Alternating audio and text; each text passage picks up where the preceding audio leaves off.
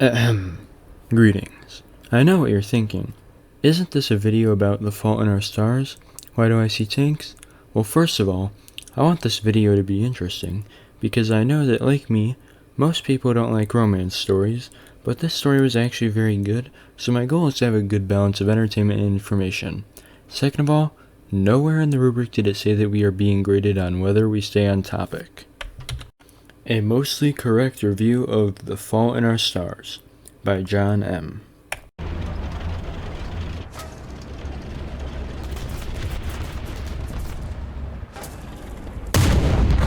Fault in Our Stars is a book published on January 10th, 2012. It was written by author John Green, who is also the author of Looking for Alaska.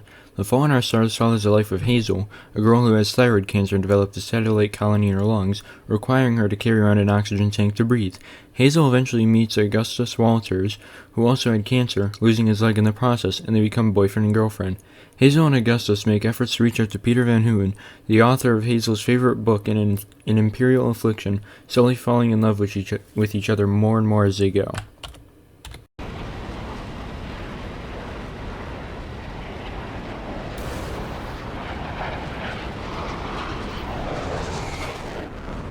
Throughout the story, we see a lot of acceptance from the characters. We see Isaac having to accept living with a glass eye. We see Hazel having to accept living with an oxygen tank. We see Augustus having to accept living with a prosthetic leg. All three of these characters have been forced into a more difficult life because of cancer, and they all have, for the most part, accepted it. This is a bit of a stretch, but I believe this theme is also representative of the author's acceptance of cancer.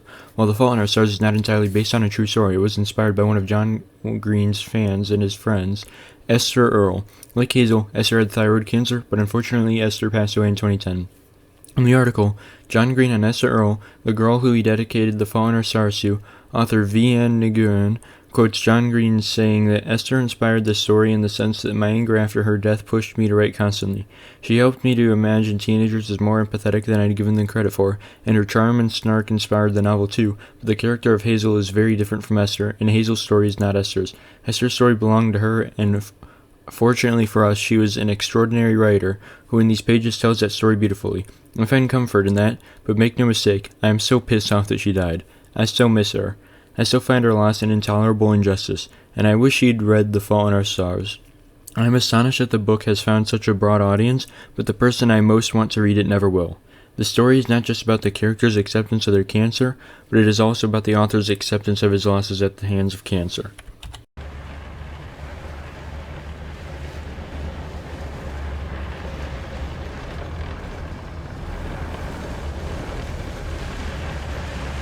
Some people say that acceptance and moving on are the same thing, but I beg to differ. It is possible to accept something as it is without ever moving on, and it is also possible to move on from something without ever accepting it as it is. In the story, when Hazel gets in contact with Peter Van Hooten and finds out that he never thought about what happened to the characters after the events of An Imperial Affliction, she refuses to accept this, but she moves on nonetheless. Additionally, Hazel had to move on with her life constantly tethered to the oxygen tank that is keeping her alive. Isaac had to move on with his life blind in one eye, and Augustus had to move on living with a prosthetic leg. None of them liked being forced into this life, nor did they want it, but nonetheless they carried on.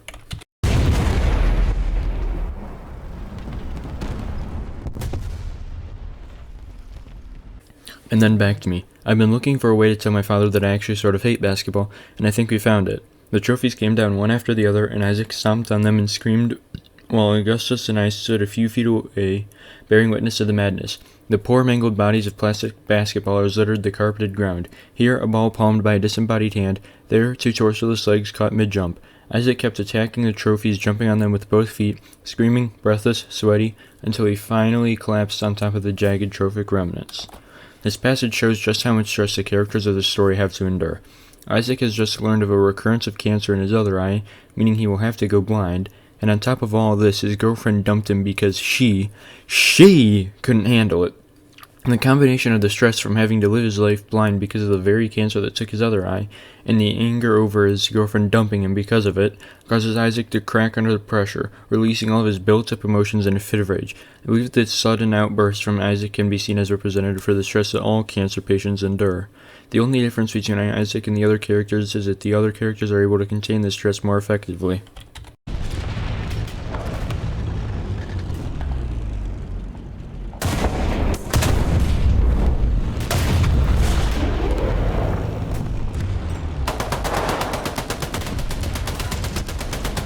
I'm I'm like a grenade, Mom. I'm a grenade, and at some point I'm going to blow up, and I would like to minimize the casualties, okay?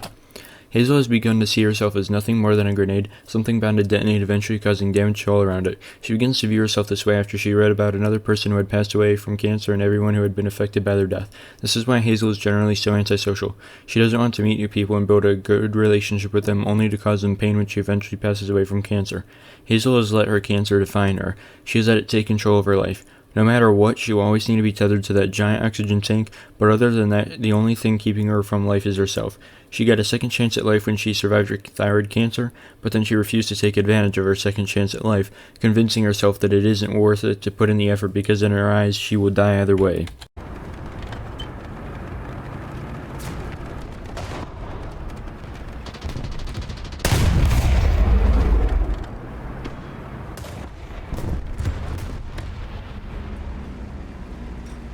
Were she better or you sicker, then the stars would not be so terribly crossed. But it is the nature of stars to cross, and never was Shakespeare more wrong than when he had Cassius note, "The fault, dear Brutus, is not in our stars, but in ourselves."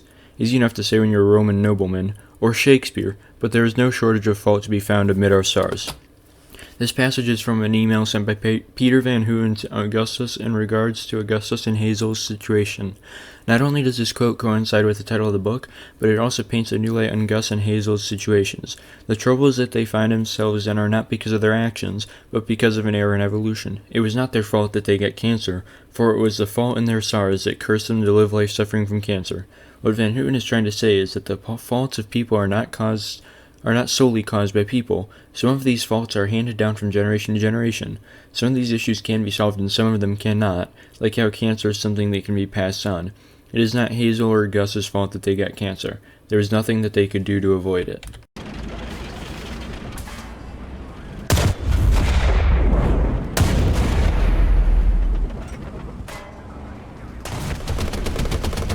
The author's style in this book is an interesting one. The book is written with Hazel as a first-person narrator. Many books share this perspective, but the interesting thing about this book is that it almost feels like a biography of Hazel's life. This is interesting because it really allows you to feel the emotion that Hazel is feeling, despite the fact that most of the story, Hazel is in an emotional state where she tends to take a numb approach to almost everything that happens, and rarely gets excited or sad at the same time.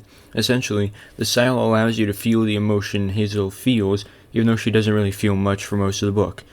And since it is written this way, towards the start when she doesn't feel much emotion, you gradually read on and can feel her breaking out of her emotional shell, wherein she starts to feel more emotions towards the end of the story. To give an example, at the end of the story, when someone close to Hazel died, I'm not telling you who it was because that would be a massive spoiler, instead of taking a dull, gray approach to the death and treating it like just another casualty in the game called life, she actually shows emotions towards their death. For example, I looked up at the casket and saw it unattended, so I decided to walk up there. I pulled the oxygen tube from my nostrils and raised the tube up over my head, handing it to Dad. I wanted it to be just me and just him. After the death of someone close to her, instead of just brushing it aside, Hazel actually allows herself to show her emotions. Her oxygen tank had always been holding her back, always getting in the way of Hazel and her now-deceased acquaintance. This is the last time she will ever see them, and so she doesn't want anything to ruin this final moment.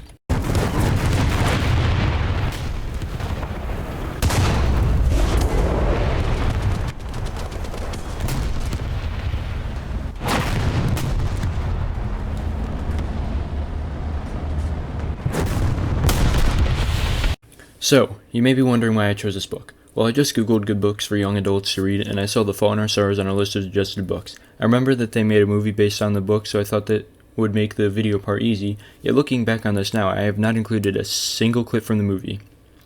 In full honesty, when I first picked up this book, I wasn't very excited because romance books aren't my favorite genre, but towards the end of the book, it ended up being pretty good. As someone who has friends who don't show much emotion, it was really nice to see Hazel gradually shift from not showing any emotion to showing more of her emotions, as it reminded me of my friends. One of the things that stood out to me the most was how this book was written by John Green after one of his fans that he was friends with passed away from thyroid cancer. It's interesting to know John wrote this book after someone close to him died of cancer, just like how Peter Van Houten in the story wrote An Imperial Affliction after I believe it was his daughter who died of cancer. The end.